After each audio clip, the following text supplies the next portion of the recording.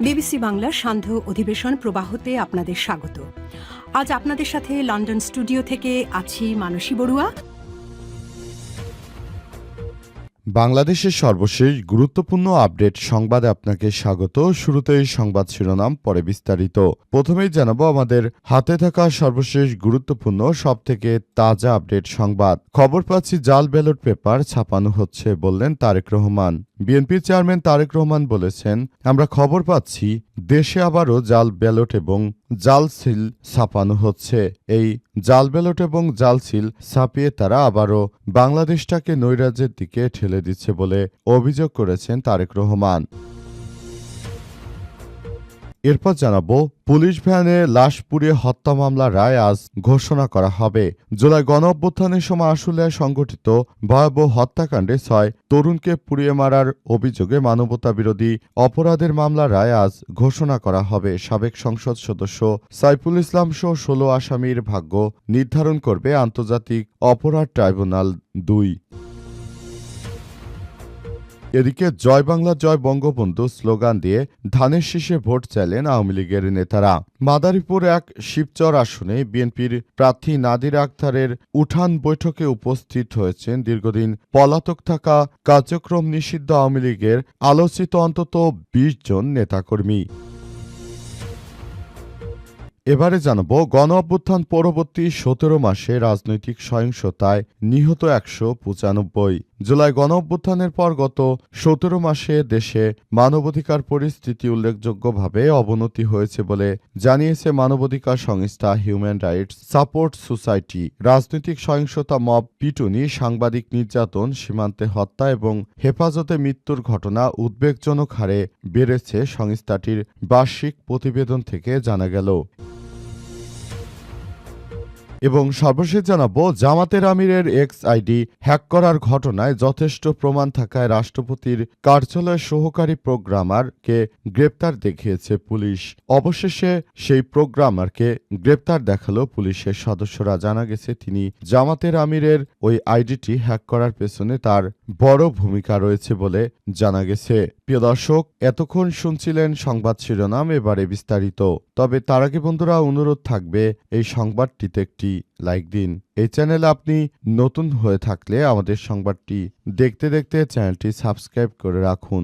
Comment করে বন্ধুরা আপনার মূল্যবান মতামত জানিয়ে দিন আপনি বিশ্বের কোন দেশ থেকে বা বাংলাদেশের কোন স্থান থেকে আমাদের সংবাদটি দেখছেন এবং শুনছেন। আর বন্ধুরা, সংবাদটি আপনার সোশ্যাল মিডিয়া ফেসবুকে শেয়ার করে বন্ধুদেরও দেখার সুযোগ করে দিন। আগামী জাতীয় সংসদ নির্বাচনে আপনি কোন দলকে সমর্থন করেন কমেন্ট করে জানিয়ে দিন। এবারে বিস্তারিত। খবর পাচ্ছি জাল ব্যালট পেপার তৈরি করা হচ্ছে, বললেন তারেক রহমান। বিএনপি চেয়ারম্যান তারেক রহমান বলেছেন, আমরা খবর পাচ্ছি দেশে জাল ব্যালট তৈরি করা হচ্ছে।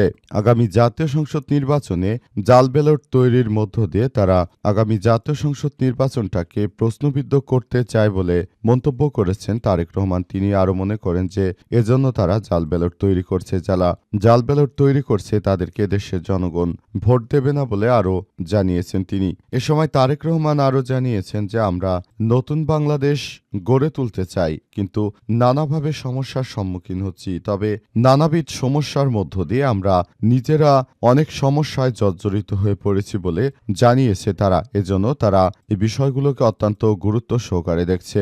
অন্তর্বর্তীকালীন সরকারের প্রধান উপদেষ্টা প্রফেসর ডক্টর মোহাম্মদ ইউনূসের সরকার যে নতুন বাংলাদেশ গড়ে তুলতে চান, সেখানে নানাবিধ সমস্যা রয়েছে। আগামী জাতীয় সংসদ নির্বাচনের পর বিএনপি এককভাবে সবকিছু ঠিক করবে এবং এগুলো ঠিক করার মধ্য দিয়ে তারা আবারও ভবিষ্যতের বাংলাদেশ বিনির্মাণ করতে চায়। তারা চায় আগামীতে একটি সুন্দর বাংলাদেশ গড়ে তুলতে এবং এই বাংলাদেশটাকে অত্যন্ত সুষ্ঠু সুন্দরভাবে পরিচালনা করার জন্য তাদের যে অগ্রযাত্রা ছিল সেটিকে তারা খুবই গুরুত্ব সহকারে দেখতে চলেছে।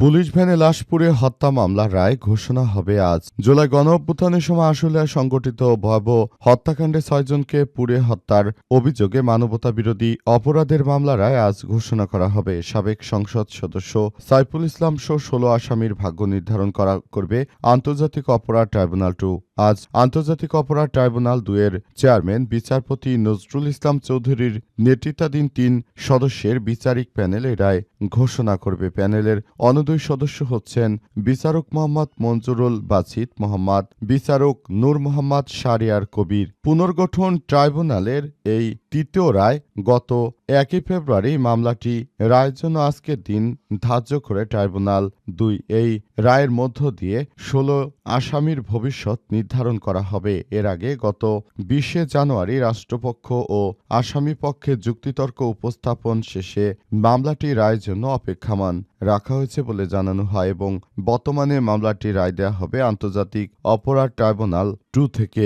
এর আগে শেখ হাসিনার নির্দেশে গুলি চালানো হয়েছিল। সরকারি কর্মকর্তারা নিরীহ শিক্ষার্থীদেরকে গুলি করে তারপর লাশ পুড়িয়ে ট্রাকসহ লাশ পুড়িয়ে দেওয়ার ঘটনা ঘটায়। এমন অমানবিক ঘটনাটি যখনই প্রকাশ পায় তারপরই তাদেরকে আটক করা হয়েছে এবং তাদের বিরুদ্ধে আইনগত ব্যবস্থা গ্রহণ করা হচ্ছে। জয় বাংলা জয় বঙ্গবন্ধু স্লোগান দিয়ে ধানের শীষে ভোট চাইলেন আওয়ামী লীগের নেতারা। মাদারীপুর ১ শিবচর আসনে বিএনপির প্রার্থী নাদিরা আক্তারের উঠান বৈঠকে উপস্থিত হয়েছেন দীর্ঘদিন পলাতক থাকা কার্যক্রম নিষিদ্ধ আওয়ামী লীগের অন্তত ২০ জনের বেশি নেতাকর্মী। বিএনপির প্রার্থীকে বিজয় করতে তারা উঠান বৈঠকে হাজির হয়ে দিয়েছেন বক্তব্য। জয় বাংলা জয় বঙ্গবন্ধু স্লোগান দিয়েছেন।